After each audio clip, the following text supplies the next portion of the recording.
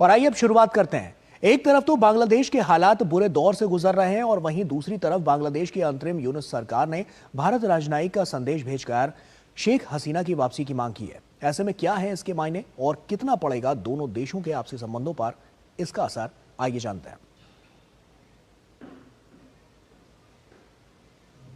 बांग्लादेश सरकार द्वारा पूर्व प्रधानमंत्री शेख हसीना के प्रत्यर्पण की मांग पर अवामी लीग ने कड़ा विरोध दर्ज कराया है। शेख हसीना के बेटे सजीव वाजिद ने मोहम्मद यूनुस की सरकार पर राजनीतिक बदले की भावना से काम करने का आरोप लगाया है। उन्होंने कहा कि हसीना के खिलाफ अंतर्राष्ट्रीय अपराध न्यायाधिकरण में चलाए जा रहे मुकदमे राजनीति से प्रेरित है और अदालत के नाम पर इंसाफ का खुलेआम गला घोटा जा रहा है। सजीव ने कहा कि झूठे मामले में लोगों को जेलों में ठूसा जा रहा है।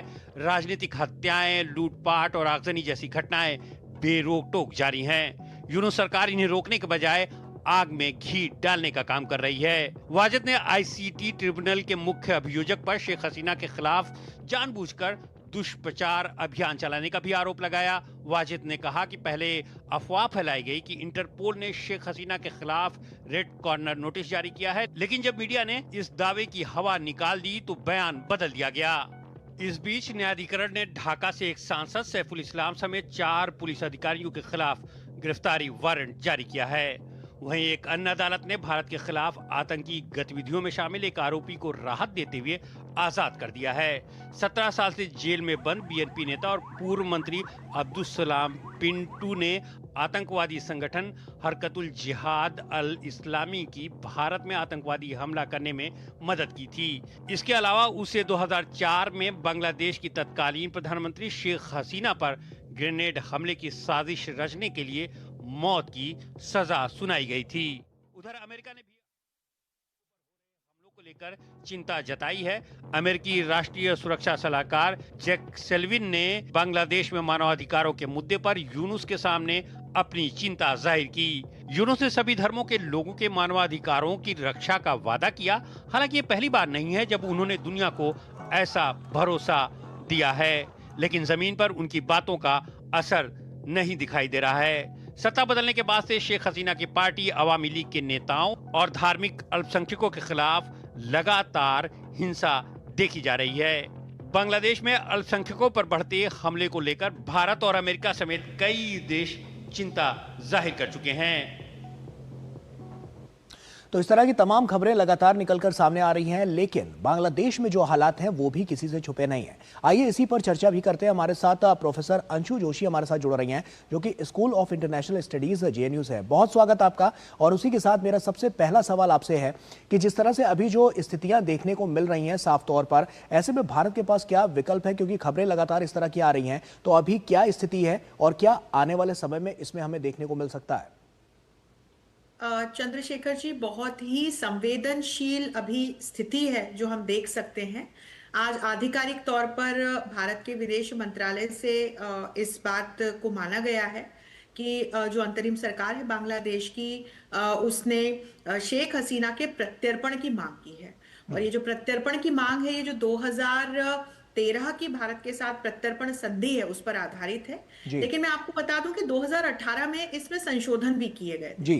तो अब भारत सरकार के समक्ष जो है एक कूटनीतिक और मानवीय दोनों ही प्रकार का संकट है, क्योंकि हम सभी जानते हैं कि शेख हसीना किस प्रकार की नेता रही हैं। वो बहुत प्रो इंडियन नेता है, शांति प्रिय नेता हम उनको कह सकते हैं। और उन पर अभी नरसंहार जैसे आरोप अंतरिम सरकार ने बांग्लादेश में लगा रखे हैं। तो वो शेख हसीना की मांग इसलिए कर रहे हैं कि उन पे नरसंहार जैसे आरोप लगा करके उन पे मुकदमा चलाया जाना है। अब भारत सरकार समझ रही कि किस प्रकार का इसमें मानवीय संकट भी कहीं ना कहीं जुड़ा हुआ है और कूटनीतिक संकट भी है। तो 2013 की जो ये प्रत्यर्पण संधि है, इसमें जो संशोधन किए गए हैं, इसके बाद भारत सरकार के लिए यह भी मुमकिन है कि वो किसी राजनीतिक नेता के प्रत्यर्पण के लिए तब इनकार कर सकती है जबकि उसे उस राजनीतिक नेता की जान का खतरा दिखाई पड़ता हो, या कोई ऐसी विशेष परिस्थितियां हो जिसमें उसको दिखाई पड़ता हो कि कहीं कोई जो स्थितियां हैं वो निष्पक्ष नहीं है। तो शेख हसीना के केस में हम देख सकते हैं कि इस तरह का निर्णय भी भारत सरकार इस प्रत्यर्पण संधि के आधार पर ही ले सकती है। पर यदि अगर भारत सरकार ऐसा कोई निर्णय लेती है तो फिर भारत और बांग्लादेश के बीच के जो संबंध हैं वो और खराब होने का खतरा है।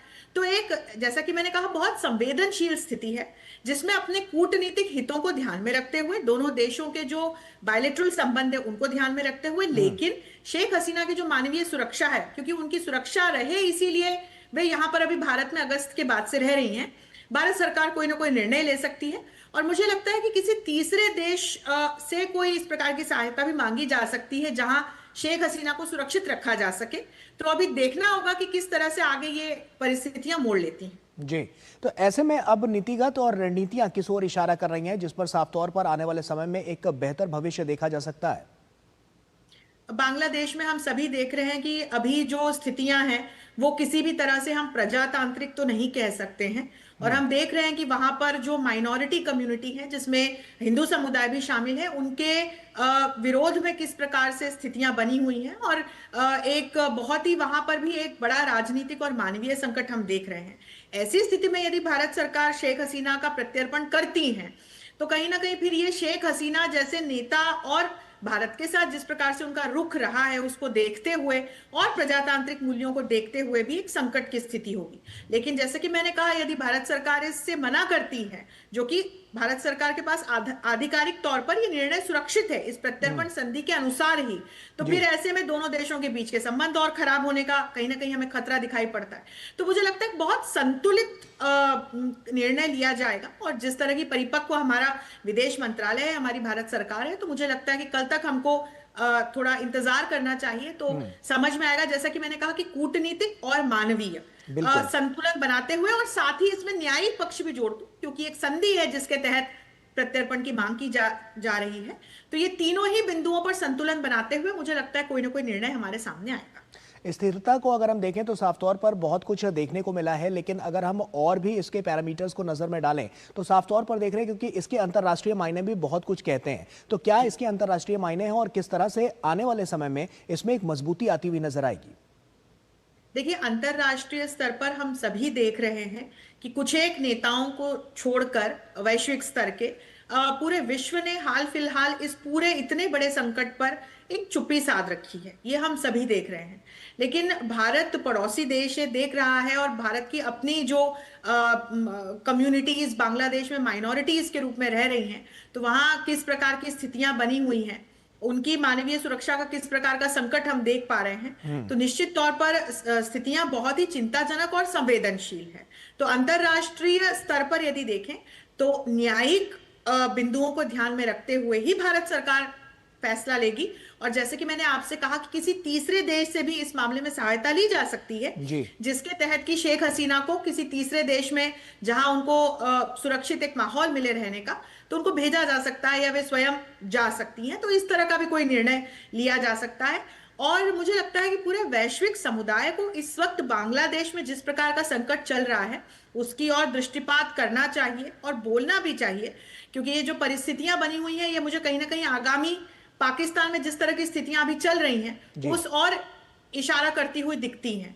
तो अंतरराष्ट्रीय मंच से इस मामले में सभी एक्सपर्ट्स कहीं ना कहीं ये गुजारिश तो कर ही रहे हैं कि इन स्थितियों पर ध्यान दें। और शेख हसीना महिला हैं, जिस प्रकार की नेता रही हैं, उसको ध्यान में रखते हुए कहीं ना कहीं उनकी सुरक्षा को भी ध्यान में रखा जाना तो आवश्यक है ही। बिल्कुल। संधि पर अगर हम गौर करें तो क्या आपको लगता है कि कौन सी ऐसी बड़ी बातें जो संधि में सबसे प्रमुखता के तौर पर रखी गई हैं, और इस संधि से जिस तरह से हम जिस मजबूती की बात कर रहे हैं, जो हम आपस में जो आपसी संबंधों की बात कर रहे हैं, वो किस तरह से इससे और ज्यादा विकसित होते हुए नजर आएंगे?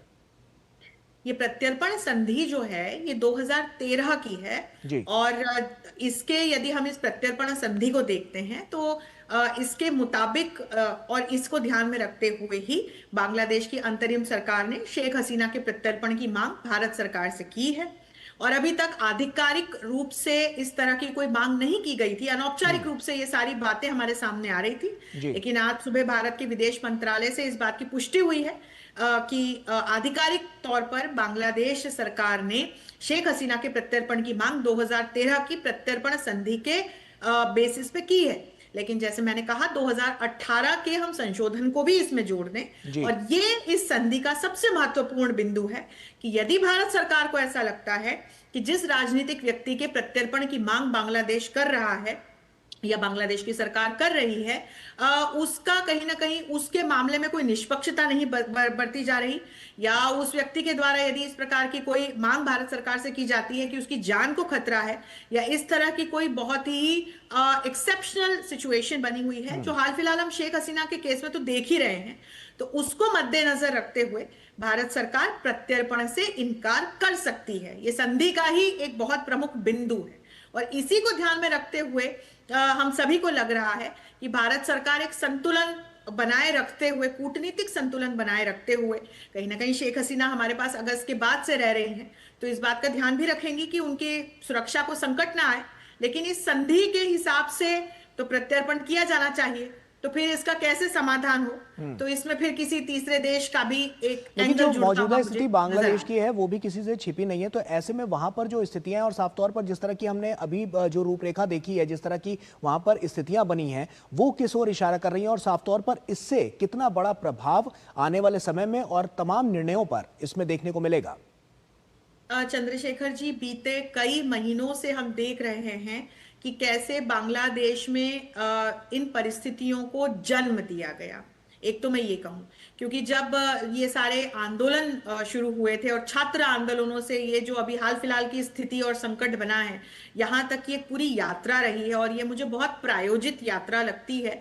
तो किस प्रकार से ये संकट प्रारंभ हुआ, शेख हसीना के खिलाफ एक किस प्रकार का माहौल बनाया गया, और अंततः जो है उन्हें अपने पद को छोड़कर भागना पड़ा। भारत में उन्होंने शरण ली, वे दूसरे देशों से भी शरण की मांग कर रही थी, लेकिन ऐसा संभव नहीं हो पाया।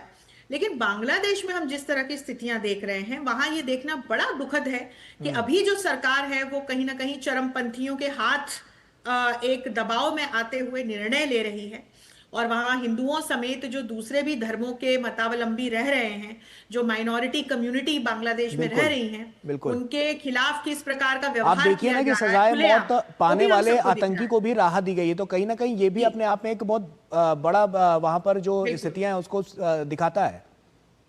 बिल्कुल, और फिर खुले आम पाकिस्तान से अब जिस प्रकार से सहायता मांगी जा रही है, प्रो पाकिस्तान जिस प्रकार के स्टेटमेंट्स हमारे सामने आ रहे हैं, न्यूक्लियर एनर्जी को लेकर के बातें की जा रही हैं, और किस प्रकार से बांग्लादेश की सरकार ने बीते दिनों निर्णय लिया कि भारत के साथ जो अभी तक के ट्रेड संबंध चले आ रहे थे उसको भी एक बड़ा झटका मिला है। और यहाँ मुझे भारत का नुकसान होता हुआ नहीं दिखाई पड़ता चंद्रशेखर जी, ये आगे चल करके बांग्लादेश के लिए बहुत नुकसानदायक साबित होगा, क्योंकि जब हम एफडीआईज की दृष्टि से भी देखते हैं, अभी वहां एक बहुत बड़ी टेक्सटाइल इंडस्ट्री को हम देख रहे हैं कि कैसे दुनिया भर की जो कंपनीज है वहां पर उनके मैन्युफैक्चरिंग यूनिट्स है, ये एक उदाहरण जी मैं देना बिल्कुल चाहती हूँ, वो बिल्कुल। धीरे धीरे करके बांग्लादेश से अब निकल रहे हैं। तो ये बांग्लादेश में मुझे प्रजातांत्रिक मूल्य जिस तरह से पिछले जी कुछ दिनों में समाप्त हुए हैं, जी चरमपंथ जिस तरह से वहां पर हावी हुआ है, तो ठीक एक है। अर्थव्यवस्था पर मुझे एक प्रभाव बिल्कुल होता निश्चित हुआ तौर दिख पर रहा है। हम जैसा कि देख पा रहे हैं कि तमाम यहाँ पर पैरामीटर्स हैं उसको तो रखा ही गया है, लेकिन ये तमाम निर्णय आने वाले समय में किस ओर इशारा करेंगे ये भी देखने वाली बात होगी। अंशु जोशी जी, आप बने रहिए हमारे साथ, अगली खबर पे भी हम आपका रुख करेंगे।